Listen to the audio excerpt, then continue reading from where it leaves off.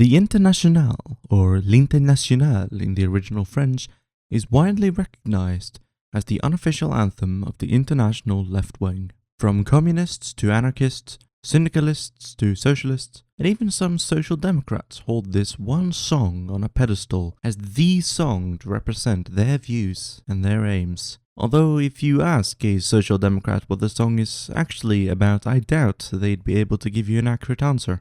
So what is the song actually about? I mean, what even is an international? The lyrics of the song were written by French anarchist and member of the Paris Commune Eugène Potier in 1871.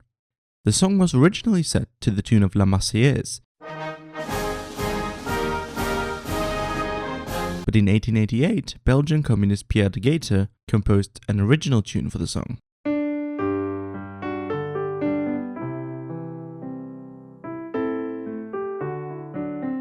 The song was written for the 1864 Congress of the International Working Men's Association, also known as the First International. The purpose of the Internationale was to, for the first time, get all the workers of the world who wanted self-determination into a single international organization which would fight for the rights of the working class and the overthrow of capitalism and the class system, and the establishment of a new socialist society. And the anthem of this organization reflects those goals. The original French lyrics start out,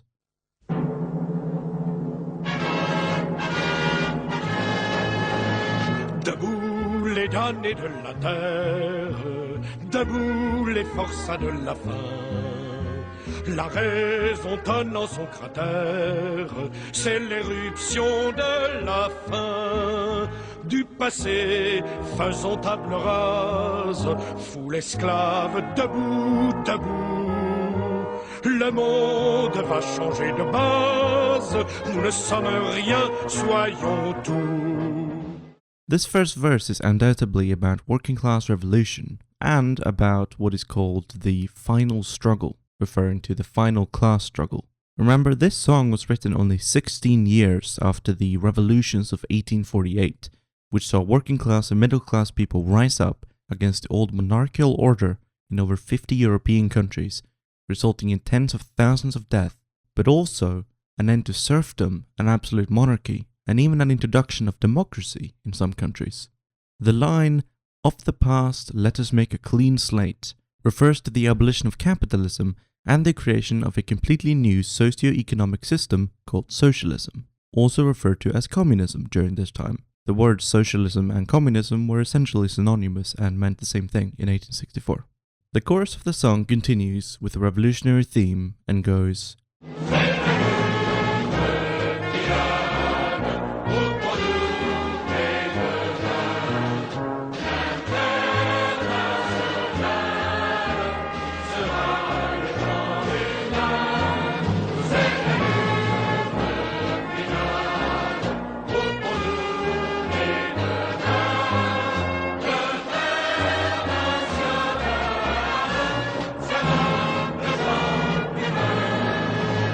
The International Working Men's Association had between 5 and 8 million members across the world, so saying that the Internationale will be the human race isn't necessarily an inaccurate statement.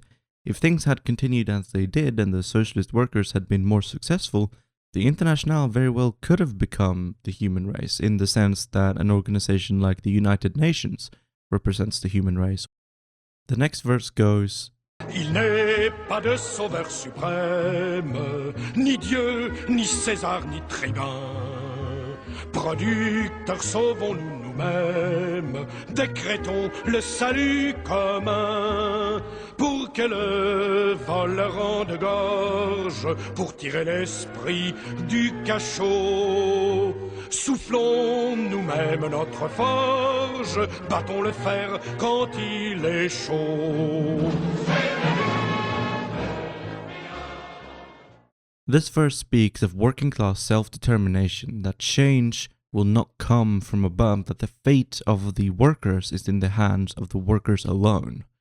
The word thief refers to the capitalist class, the bourgeoisie. In socialist economic theory, there is something called extraction of surplus value, described by Karl Marx as primitive accumulation, where the capitalist or boss or CEO or owner or whatever you want to call him continually struggles to simultaneously raise his prices and consequently the cost of living for the working class and lower his workers' wages. By doing this, he increases the total amount of surplus value or profit that he can extract.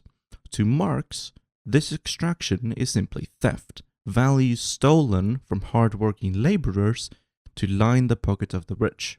The line, "so that the spirit be pulled from its prison," refers to alienation, a sociological theory about how soul-crushing work can be, when you feel that the work you're doing is pointless, repetitive, without purpose and without value to the rest of society.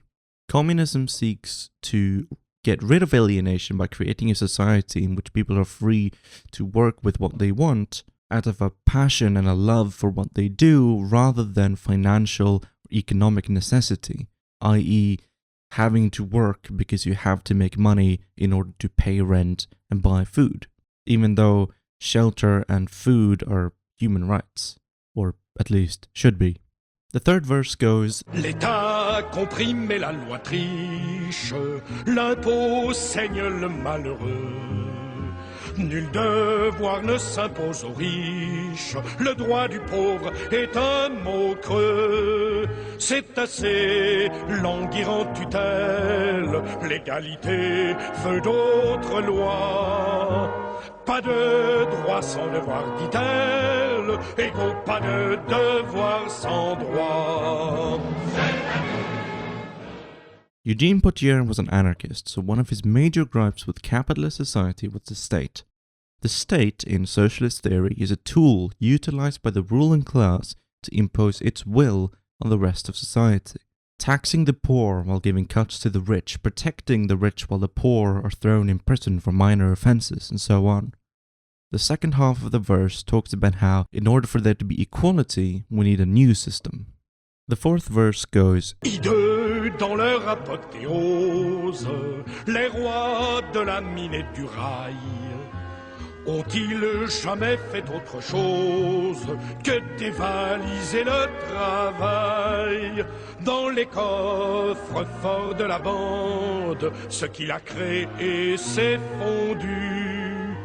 En décrétant qu'on le lui rende, le peuple ne veut que son dû.